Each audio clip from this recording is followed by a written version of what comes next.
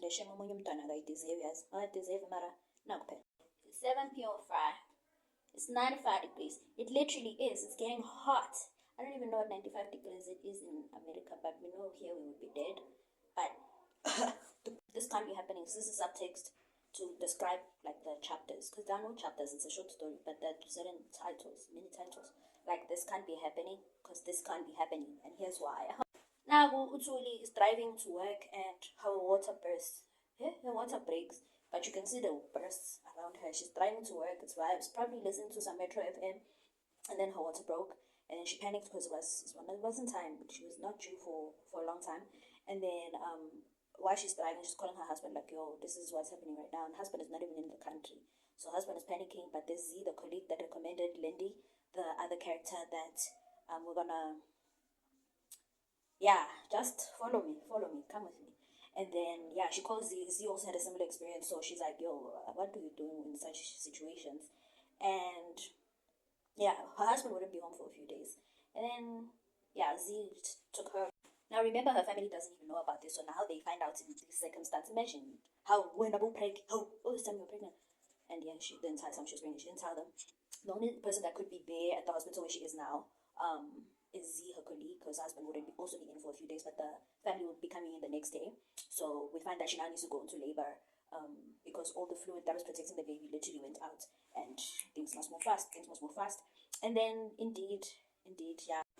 Here's her sitting, waiting to be operated, and when she's operated like this, she literally, yeah, she's chilling there waiting, yeah, to be stabbed and opened and give birth to this. I bet she's in the hospital. She only, see here, this picture. She only had, I know she has 3 hands by the way, but forget that. She only had 20 seconds to like hold her baby, and before they moved him into this machine where they could help his lungs function, because yeah. And while she's looking like this, she's like, oh my god, this child is their father's copy. Oh my god. But is there though? So we find that she was moved into her room here. As you can see now, she's chilling alone without 3 hands by the way. And she's just chilling, and she's getting texts from her husband, who decided on a name finally, who being cute and shit. And then the name was, he is with us in Zulu, it means, well, is Usenazi. So, yeah, and that he was on his way home. And then I guess she was updating everyone while the son was still also in not in recovery, but they were operating there in the neonatal ward to see if the baby is fixed to go home. Well, everyone to get cleared, basically.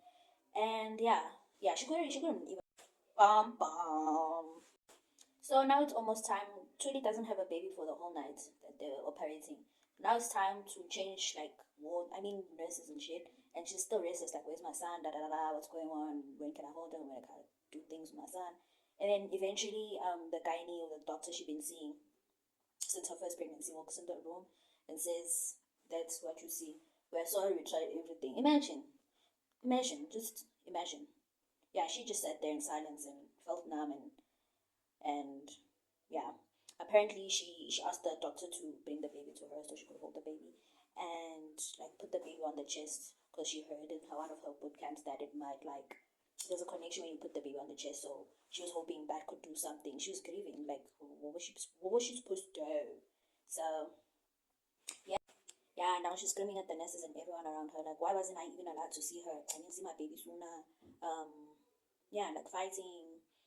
Why she wasn't told in time, like it seems like they were just hiding this thing from her.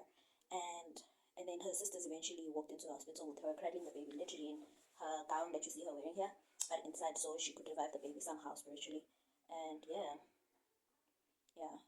she broke down every single time someone she knew came to visit her, like her sisters, her husband eventually, because she was going through a lot. So she lost the baby, yet another one. She's in pain, she doesn't understand, she's in pain. Ish, you really don't, we're not told. You really don't deserve this, but it's life. Next chapter. So yeah, on a Thursday, mark my words. Remember, Thursdays are also the days Lindy comes into work. So on a Thursday, she's cleared to go home and lay the child to rest with the family and stuff. And pretty much, I think that mostly the colleague took care of these arrangements, but also obviously like the family helped in, because she was just weak and numb and like dead inside. Yeah. So on this Thursday, no one told Lindy what's going on in Thuli's life.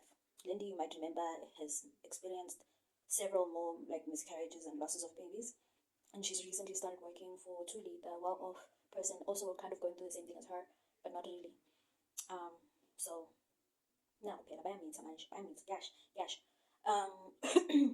Oh yeah, so how it would work is that she would just call in and then kwenzeka izinto and she's late inside the house. My, it was a funeral day, so Z was asked to do that and she just allowed herself in. There was surveillance, and whenever she left, she would leave the key in the house or with the guards, or like Thuli would come for lunch and get the key and then they go their separate ways. So it was already a normal situation that was going to happen with this housekeeper.